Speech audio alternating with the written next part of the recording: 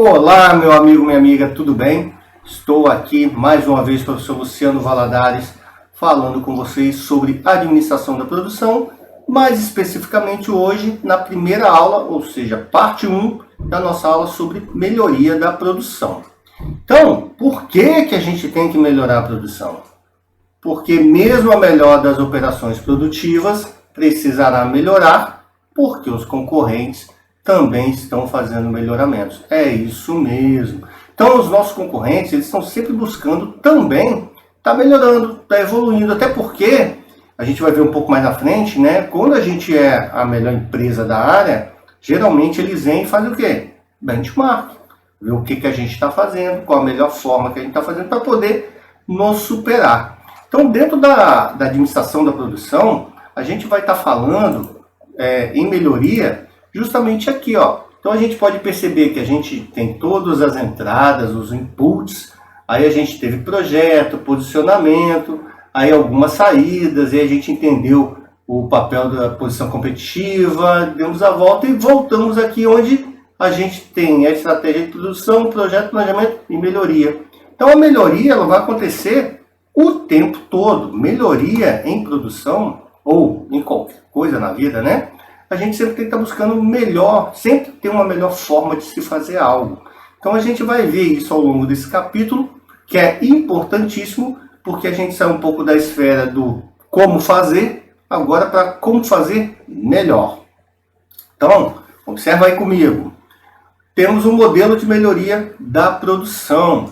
Então esse modelo, ele vai passar pelo quê? As abordagens e técnicas de melhoria, que é o que a gente vai ver aqui nessa aula. A gente tem a prevenção e recuperação de falhas, quando essas falhas dão, e aí, por isso que a gente faz melhoria para que não ocorra mais as falhas. E tem o gerenciamento da qualidade total. Qualidade, né, eu já falei em alguns outros vídeos aí, é importantíssimo, porque todo mundo tem que praticar a qualidade. E quando a gente começa a praticar a qualidade dentro da indústria, a qualidade, um dos pressupostos é que a gente vá melhorando cada vez mais. Então a qualidade é tão importante que existe uma disciplina só para tratar de gestão da qualidade. Então é disso que a gente vai tratar aqui hoje. Abordagens e técnicas de melhoria. Bom, então a gente tem aí a medida de melhoramento e do desempenho, né? Então, ó, antes que os gerentes de produção possam idealizar sua abordagem para o melhoramento de suas operações, eles precisam saber quanto ela já é boa. Então a gente tem que fazer um diagnóstico, né? Eu tenho que saber se ela é boa quanto, como é que funciona, o que eu posso melhorar. Lembrando sempre que metas impossíveis de alcançar de melhoria, isso vai acabar afetando toda a equipe, né? Que pode ser excelente e pode começar a sofrer por não atingir metas impossíveis de serem alcançadas. A urgência, direção e prioridades de melhoramento serão determinadas parcialmente em razão de o atual desempenho de uma operação ser julgado como bom, ruim ou indiferente. Então, tem que fazer rápido a melhoria, para que lado que a gente tem que melhorar, qual a prioridade que a gente tem que melhorar aqui dentro, vai depender daquele diagnóstico que você vai fazer para entender quão bom é a sua operação. Todas as operações produtivas, portanto, precisam de alguma forma de medida de desempenho como pré-requisito para o melhoramento. Então, vai fazer um diagnóstico de desempenho da sua empresa, da sua organização, para saber o quanto ela já é boa, para saber aonde é que ela pode melhorar. E isso é importante porque, geralmente, tem empresas que só vão trabalhando, buscando melhoria, mas elas não sabem quanto ela é boa, e aí fica gastando energia no lugar em que talvez não seria prioridade. Poderia estar gastando energia em outros lugares, né? Mas, quando a gente olha para a produção, pela produção ser um tanto quanto sistemática e mecânica, as pessoas acham que é mais fácil sempre intervir ali. E às vezes ele já está tão bom que você poderia estar buscando levar esses recursos de melhoria para outros departamentos da organização que não propriamente a produção. Bom, e quais são então, professor, essas medidas de desempenho, né? O que é isso? É o processo de quantificar ação, no qual medida significa o processo de quantificação. E o desempenho da produção é presumido como derivado de ações tomadas por sua administração. Então, tudo que a administração faz, você vai influenciar, de certa forma, lá na produção, no processo produtivo da sua empresa. O desempenho aqui é definido como o grau em que a produção preenche os 5 objetivos de desempenho em qualquer momento, de modo a satisfazer os seus consumidores. E aí, você lembra quais são os desempenhos, os objetivos de desempenho? Tem umas aulas atrás aí que a gente já falou, mas eu vou falar daqui a pouquinho, um pouquinho mais à frente. Bom, na frente não, vamos falar agora, né? Então a gente tem os objetivos de desempenho. Um dos objetivos é a qualidade do produto que você está entregando. Quais são as medidas típicas quando a gente fala da medida de desempenho e qualidade?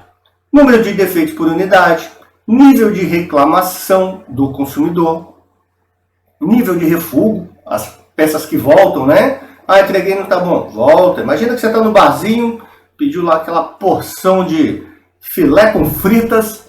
Quando chegou lá, a batata está crua e o filé está queimado. Ou seja, você vai refugar, você vai pedir outro. Então, a qualidade se perdeu ali. Alegações de garantia, tempo médio entre as falhas, de quanto em quanto tempo que aquela falha ocorre. Lembrando que o ideal é que não tenha, mas quanto mais distante seja a falha, melhor. E score de satisfação do consumidor. Qual o índice de reclamação do consumidor, né? Sei lá, olhar de 100% a 99% dos consumidores avaliam como ótimo a aula do professor Luciano. Ah, top, né? Mas são medidas de desempenho de qualidade que a gente pode ter. O outro desempenho que a gente tem aí é com relação à velocidade. Lembrando que velocidade não é pressa, tá? Velocidade é fazer certo no tempo certo, e não sair igual um doido fazendo de qualquer jeito. Então, medidas típicas. Tempo de cotação do consumidor, lead time do pedido, ou seja, entre você pedir e receber, frequência de entregas, tempo de atravessamento real versus teórico e o tempo de ciclo, né? Quanto tempo leva para consolidar a operação. Temos outro objetivo aí que é a confiabilidade. Medidas típicas, porcentagem de pedidos entregues com atraso, né? Se eu não atraso, minha confiabilidade é top. Atraso medido, médio de desempenho de pedidos, né? Quanto tempo que atrasa? Eu atraso 10 minutos, 20 minutos, um dia. Proporção de produtos em estoque, desvio médio de promessa de chegada e aderência à programação feita anteriormente. Temos o outro desempenho que é a flexibilidade.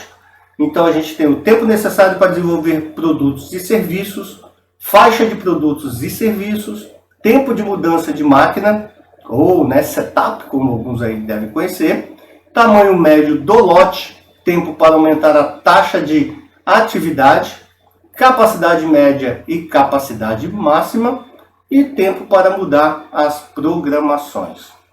E o último desempenho que a gente tem como objetivo é o custo.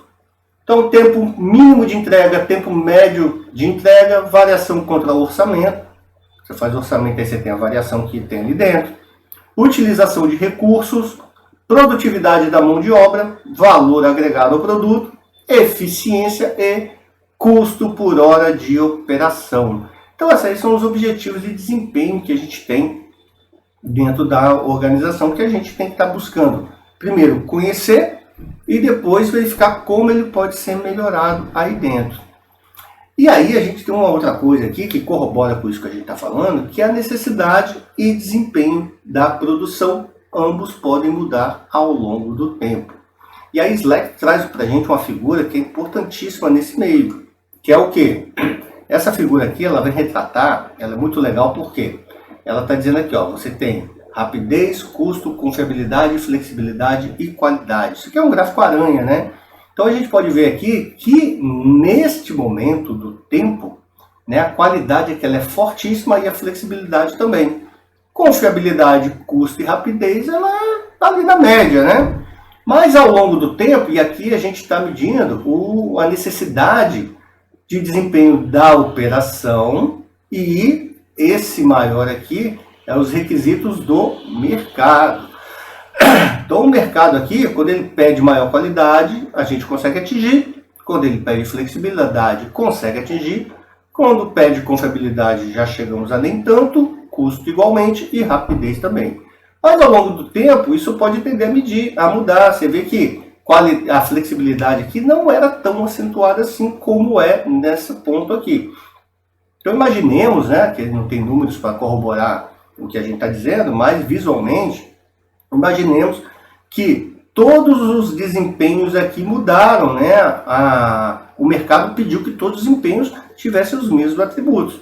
Mas aí o que acontece, né? A operação, ela continuou conseguindo atender a qualidade.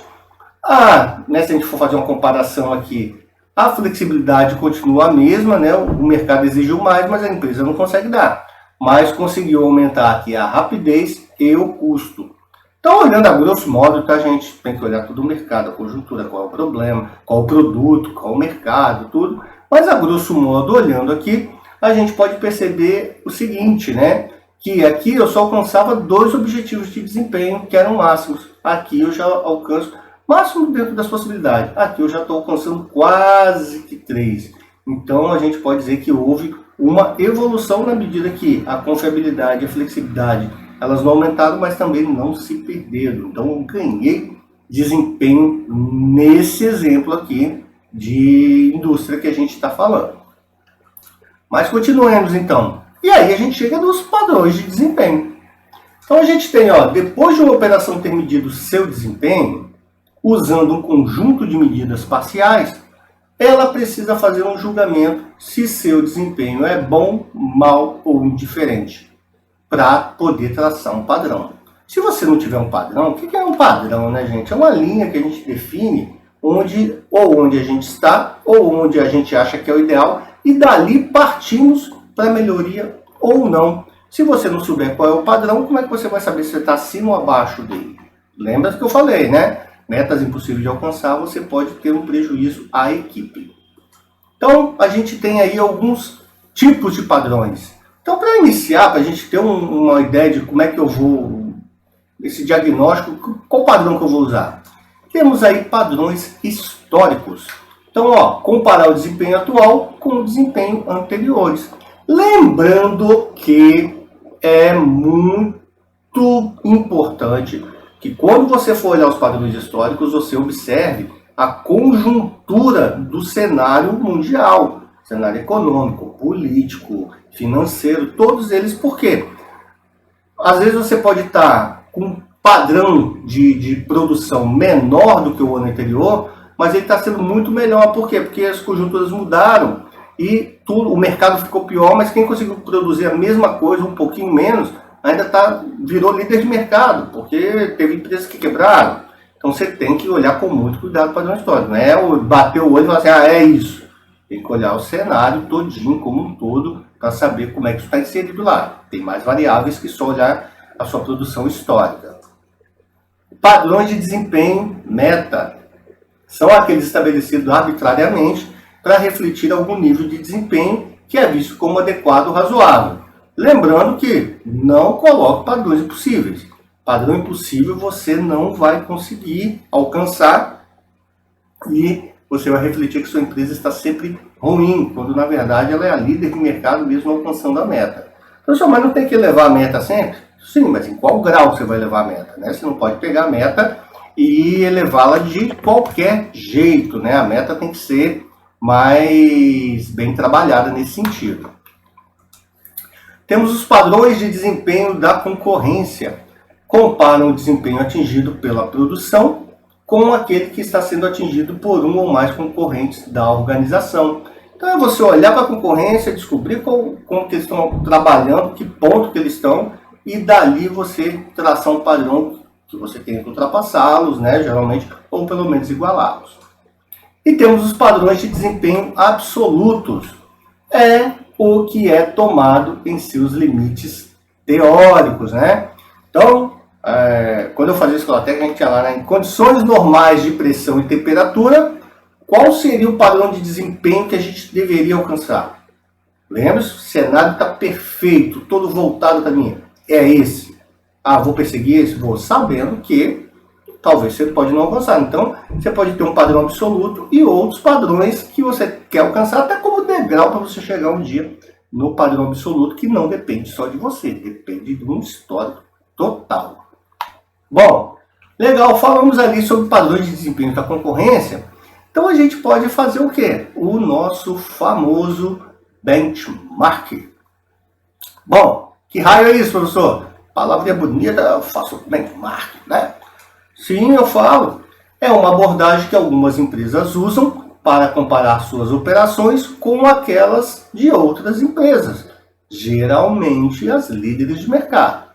Originalmente, o termo benchmark deriva da agrimensura, onde um marco ou mark cortado na rocha funcionará como ponto de referência. Então você vai escolher um ponto de referência e lá vai atuar. Legal que no mercado televisivo brasileiro, né?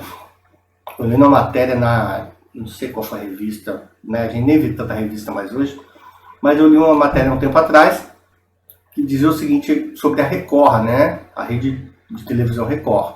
Que a Record, ela mirava no SBT para ser a segunda melhor empresa do Brasil de televisão. E um dia alguém usou isso aí, falou, não, peraí, para que eu vou mirar na segunda para ser a melhor? Não é melhor mirar na primeira, que é a Globo?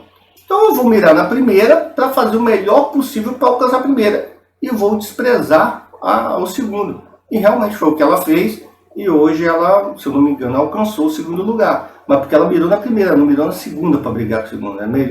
Ela mirou para superar a primeira. Se você é a terceira e mira para superar a primeira, a segunda com certeza vai ficar pelo caminho, né? Então uma coisa parece óbvia, mas às vezes difícil de enxergar. Então quais são as aplicações do benchmark? Não é mais restrito somente às operações de manufatura, mas também tem sido aplicado em outras áreas funcionais como compras e marketing. Então, estão se olhando para as outras empresas como é que é feito também nos serviços. Não está mais confinado somente às organizações de manufaturas, mas também a serviços como hospitais, bancos e seja qual outra operação entregue aí pelas empresas. Não é mais somente praticado por especialistas e consultores, mas pode envolver todo o pessoal da organização.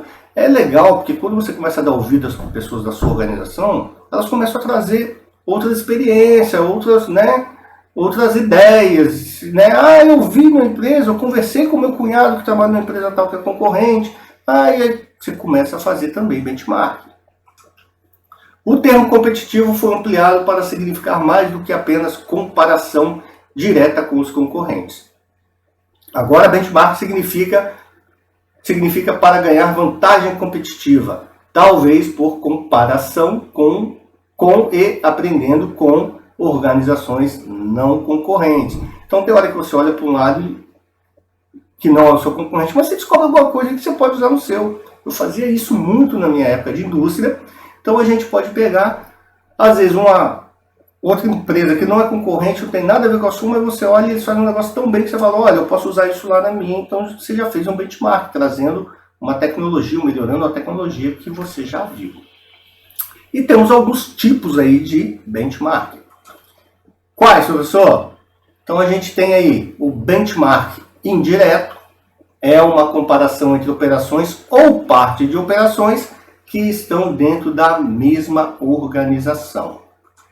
Tem o benchmark externo, é uma comparação entre uma operação e outras operações que são partes de diferentes organizações. Então, posso fazer tanto dentro, né, setores ajudando um ao outro, e não pense que isso não ocorre. Você tem um setor fazendo um trabalho muito bom e outro setor que poderia fazer um trabalho melhor se usasse a tecnologia de outro setor e às vezes nem conhece, nem sabe que existe dentro da própria empresa, tá?